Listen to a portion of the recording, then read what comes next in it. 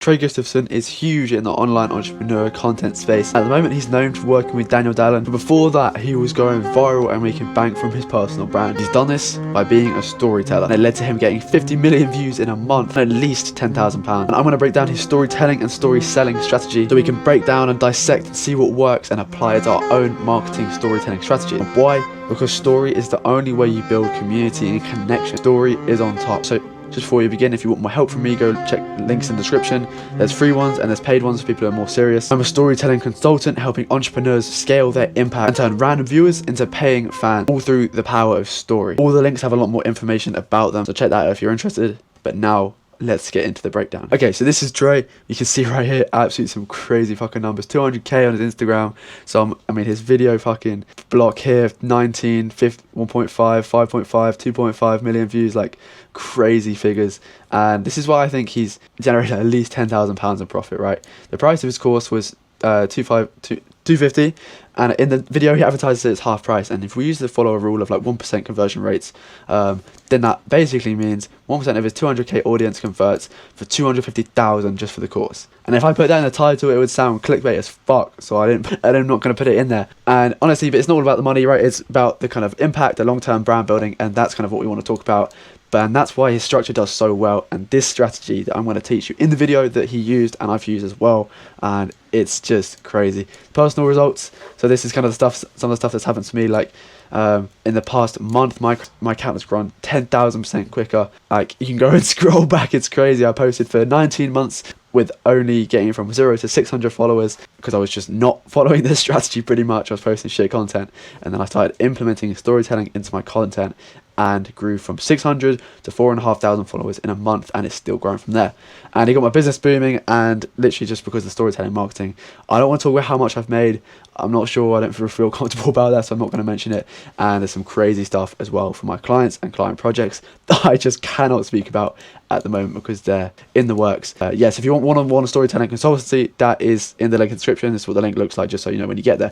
Anyway, let's get into it. Like I've already mentioned, all of this has come from Trey having a great understanding of storytelling. His videos tell a story and they relate directly to his audience. The themes in the video we're going to look at is winter arc, self-improvement and grind. That's kind of his themes of his account, his personal brand and his videos. But having a good understanding of telling a story and connecting with people is exactly why the videos have blown the fuck up and led to him getting so many sales as well. And this is where I think storytelling and copywriting have parallels, right? If you break it down, simply both of them are just understanding your audience and being able to speak to them and connect with them. Which is kind of weird because that means the story and selling go pretty much hand in hand. It's just understanding who you're speaking to, and if you have a deeper understanding of who you're speaking to, you're going to get much better results. So these are the story elements that make it happen. I like to break storytelling into these kind of elements that makes it a bit more easy to break down. So when we get actually into the breakdown, you see it just makes it so much easier. Storytelling, the words, story showing, the visuals, story sound, the sound, story editing, the editing, and how this all leads to tell the story and lead to the end of the video, which is the story selling, taking action, whether it's follow, comment, CTAs, buy the thing, whatever it is, you know, kind of converting. And this makes it so much easier to break down and see what's working in different parts. You might think it's a bit complicated at the moment, but trust me, when we get into it, right here, you'll see it makes sense. Now it's time to get into the actual physical breakdown of the video. I'm going to play the video now. In this world, you are one of two things. The first is the consumer, the person who avoids difficulty, who seeks short-term pleasure, and lets their goals slip away as they watch others achieve theirs. They are often found sitting on the sidelines, too distracted to focus on themselves. And the sad part is, that's probably who you are right now. But what if I told you there was another option? The creator, the person who thrives on taking action. They create for the consumers and have a burning desire to do something great in this world, to make an impact, to create something worth listening to. The creator is always in the lead. This video was posted within the month of him getting 50 million views, which is fucking nuts, by the way. And this is one of my favorite videos of his, and I just wanted to break it down because I think it's sick. Yeah, so let's get straight into it. First of all, we have to note, this was posted on the 1st of January. It was really pre-planned out. It was really well aligned with New Year's resolutions everyone had, trying to be new year, new you, that type of thing. It was well aligned with that. And the kind of psychology of the story as well links to this really well. So this is really well planned out. And his account had been built up. Like you can see, if we go onto his account right here, it's this video right here that I'm breaking down. And Like, his account has been procuring the vibe, the aesthetic, the feel, the story, all the way up, right? I mean, he's been getting crazy views by like 20, 30k of kind of the average, and then just skyrocketing, picking up, and then go bang, bang, bang, bang. Crazy numbers. So it's been scaling and kind of growing to where viewers understand him, and also he's been understanding himself a lot more. So when I mentioned earlier, he's used storytelling concepts from big popular stories, film, TV. This is what it's contrasting opposition, also known as binary oppositions. It's basically good versus bad. It's contrast. It's the goodies and the baddies. It's such a simple way to get audiences involved into the story and understand the kind of ideologies of both sides. And he uses this in storytelling and the words he uses, but also in the story showing, right? You can see his content right here is pretty like, it's contrasting. It's white and black, and it's kind of, it carries this theme through all of his videos. And for social media, it makes it really easy to follow, because it's option 1 or option 2. It's on or off. It's simple. Like, anyway, his hook. He opens with an interest peak. You are one of two things. And this also is really curious. Like, it sparks a lot of curiosity in our minds as the viewer, like, for a few reasons. Because humans, we see two things. We see one of them as good as bad. This kind of links back to the theory from before. But also, we want to watch and find out which one we are. Like, it's really good being a curiosity opener. It figure out which one we are, what's going, like, I want to know more about this. And a few ways he does this with the cinematics that enhance this. First of all, his shot is zooming in. It's all focused on him. It's literally zooming in, like it's a deep conversation where you're leaning into the conversation, that type of thing. Also, the framing right here of his microphone stand frames him. Like here, this is the cable, which is pretty crazy. The fact that it kind of like closes the frame down, it uses the negative space to frame him, which is a really, really smart way of doing it.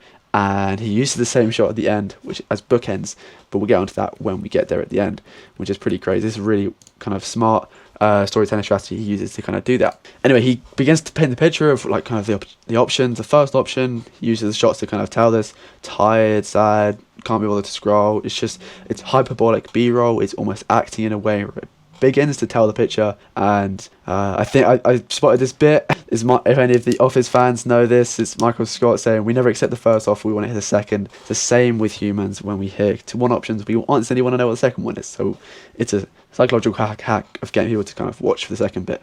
So yeah, this is here, visual hook and the storytelling, the words hook. For the options, he names them. He goes in a bit more detail. So the first one is the consumer. He paints the picture of this right here. Like, it makes it very easy to distinguish between the two. At the same time, we can tell the music peak is coming for two reasons. It's a popular song. We know the song. Subconsciously or consciously, we know kind of when the bass drop is going to come, which is then a payoff of the video. We're waiting for that in the video. There was a study done that showed that people scroll off the video once they hear that beat drop. So not giving that straight away, but understanding that that's going to come will keep viewers interested. A bit more detailed in the editing, there's a series of 1 second rhythmic cuts to the beat of this song, which kind of keeps it comfortable for the viewer. There's not much it's not much like changing up. It's not jarring like like one long clip and then loads of really small clips, whatever. It's comfortable. It's easy to follow. And the pace builds up, right? It's all contributing to the payoff, right? Because when we get to the payoff, if people scroll, we fucked it. We've got only half percentage watch time. Like, Trey knows this, and he wants to keep that kind of percentage going, that watch time high. So he has to build up to the payoff and keep it going. And we'll get into how he does that in a second. The cinematic storytelling adds context. It's imagery we've seen before. It's semiology. Like, this is basically the symbols. Like, when we look at this, we know exactly what he's feeling. Like, he's skipping up in hand. It's like, oh, it's difficult. We just know exactly what he's feeling. It's this. It's like the imagery really paints the picture. This goes a little bit deeper as well, like the white picket fencing house in America is recognizable. We know what it means. Like, it paints the picture even deeper on a subconscious level that people identify with this more. This part is very smart. The sad part is drops the emotion lower before it gets raised up. Let me just draw this. So the video starts with interest peak going up straight away. What's going on? We don't really know. We're trying to figure it out. Cool. We're getting there. We're kind of building it up. We kind of keep watching because we don't know which one we are yet. And the sad part is it drops down lower. Like, the sad part, like, it's kind of real. It's like direct address. He speaks to us as the audience. Like, this is where the copywriting comes in. It's the hitting on the pain points and desires of us, which is crazy to see that kind of come into a story. But it plays a huge role, right? Because we get down here, we have hit the emotional pit of the video. We're like, fuck, what's going on? Like, he's got to give us something that brings us back up afterwards, right? Like, and this is where it all changes. Like, but what if it's that same shot? It's focused on him, it's framed him perfectly, he's zooming in again. But what if there's another way? Another opportunity has been presented. If any of you have read this book, Expert Secrets, you'll know it's the new opportunity framework. Like, it's weird because he's not selling something directly, but he's selling an emotion, which then leads to end the video as well, where he sells his course to become a creator. But the opportunity has been presented. He's basically identified with us the pain points, the desires, everything, but we didn't have a way for it to get from A to B. The bridge has now been opened with this statement, but there's another way. Viewers have been kept on the other side, waiting to hear the second option, and now it's here. Fuck, we're all on it. We're going. And this, go back to the drawing. Here, it's like the start. We don't know what's going on. We're kind of building up. We're building up. Boom, shit. Oh, what we're doing right now is actually kind of bad. And then it's like, alright, fuck. And then the music drops. The creator goes into it, all the type of shit, like green imagery as well. I'll go into that in a second. But the music fucking picks up. And we're like in heaven. Like, that's just it. It's boom, straight up. Obviously, this is really way over dramatized from my part. But I love it. And I love getting into why stories are so good and why it leads to so much action. But yeah, we'll look at the cinematography right here. Like, the creator, it's all in bold. Green comes into it. Obviously, we know green is connoted with good stuff, like positive.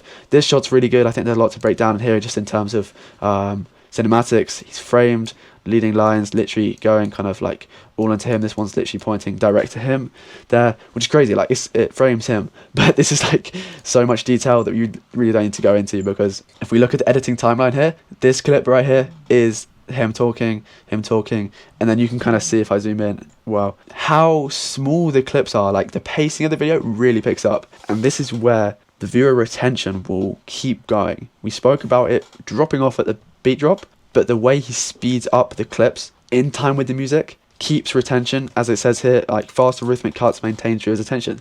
It's so true. Like, before, like, you thought they were fast, that's how spaced out they were.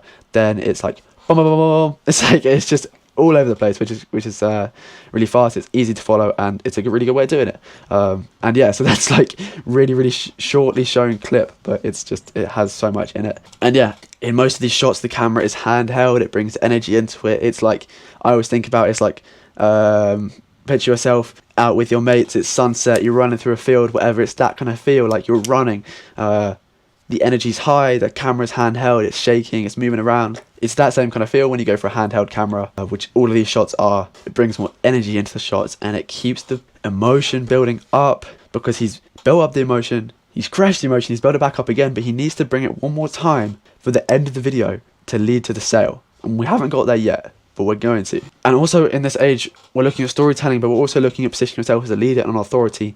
And this is an interesting way I think Trey's done this, and whether it was on purpose or not, I'm not entirely sure, but either way, it works a similar way to how Hamza positioned himself as the authority back in 2020, 2023, using Jeffrey and Adonis to tell his story. He subconsciously positioned himself as Adonis, or within his audience, people thought he was Adonis. And Trey has done a similar thing here. He's shown himself as the consumer as option 1, but then as option 2 comes in, he positioned himself as the creator, because he's shown himself in the clips, and also the stuff he's talking about, we can see him doing with his content. So therefore, it positions him as the leader, higher status, whatever. If you want to get into all of that, then that's kind of there, and it makes it more desirable. But yeah, the imagery in this is fucking incredible. Like, what a really good shot. Like, here, it's totally framed by him. The mountain, like, seeing that kind of like peak, obviously mountain, is just like an image for success. Climbing the mountains, getting further along, all this type of stuff. Really well done. And there's so many shots like this, especially really smart here to add collabs in, because this kind of leads to rewatches. People are like, wait, hold on, because these two here, this guy and this guy, they're both creators also. And for example, like, say you watch a big YouTuber, and then this YouTuber collabs with another YouTuber, and you're like, fuck, I didn't know they knew each other. It's cool, it's like worlds collide. It's the same exact thing here. And it was just like really nonchalant about it. It was like, just chuck them in the video. It was like, yeah, we're just mates. It's like almost just chill, because it is like that. But for the fans and the viewers, it's like, shit, I didn't know these people knew each other. I watched all their content individually, and now then the fact they're together is even more powerful. And all of this is building up, all of these shots, this emotion, the words he's saying, he's painting the pitch, he's presenting the dream outcome even higher than it is, all the way to lead up to the final payoff. The creator is always in the lead. And this hits upon this kind of self-improvement type style video of how to get ahead of 99% of people. You know those videos you've seen on YouTube, they're always like a graph in the background, whatever. It's like trying to get loads of clicks, it's self-improvement kind of bait type shit, get ahead 99% of people or whatever. It's hitting on that same trend, which is really smart because it's done in a different way. It's putting a different spin on it, which is really fucking cool. And obviously that's not the theme of the video, but it's more hitting on that to create shared experience. And again, this might just be me looking too far into it, but I think that's a really good point. And he's saying if you're already a creator, you're already ahead. And again, right here, he's bookended the shots. Like you can see, it's the same shot from before. It's framed, it's zooming into him, and bookends are a really good storytelling technique because it brings us back to the start, but also wraps the whole thing up in one. If you're any of you are Dave fans, like Dave the rapper, if you know his Psycho-Drama album, you can see done the same thing in his album. The first song is called Psycho, the last song is called Drama. It bookends the thing, ties everything up in one. It kind of puts it nicely, it presents it nicely. And then right here for that final payoff, he's presented the sale. My content course will be 50% off starting tomorrow. It's posted on the 1st of January when everyone's looking to be a better version of themselves. He's come in and capitalized off it very, very well. And obviously we've got no way of knowing how much money he's made from this, and I don't think it's truly relevant, but we know the impact, the people he's reached, the sales he would have gotten is going to be huge. And it's because of the storytelling, the connection made, the copywriting in the selling, in the story has led to the sale. And it's cool because it's not a fake picture built up. It's a real story about his life, and it's a real story that a lot of people can relate to, and that's what I think is sick about it. And this is a really detailed story. Like this is just Trey's detailed story right here, where he got 1.5 million views. And the reason it got less views than maybe 19 mil, 5 mil, whatever, is because it goes a little bit deeper. It's a little bit longer. It's a bit more connection based. And this is just how you can see content serves different purposes. It's not either it gets loads of views or it doesn't. It's not like one is good and one is bad. Each content serves different purposes. Think about it in terms of funnel, top, middle, and bottom of funnel content, all serve different purposes. But yeah, you can see if you look through his content with kind of this frame on now, you can see that a story is told in every content. There's a hero, challenges, obstacles, overcoming, new reality. It's a story in every kind of content. And that's how content should be thought about. That's the best way to think about it, is even if it's a short 5-second video with a training audio, there still can be a story told. I'm going to be doing some more breakdowns of popular creators' videos because I fucking love to do it. And I'm going to be making the videos right here on YouTube, post them on here. So drop a subscribe, drop a like, comment if you've got any more questions. And if you want access to those breakdowns faster than these videos will come out, go into the description. There'll be one that says something about an email sequence thing.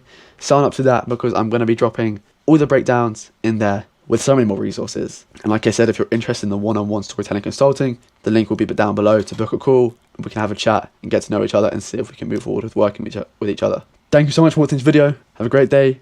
Peace.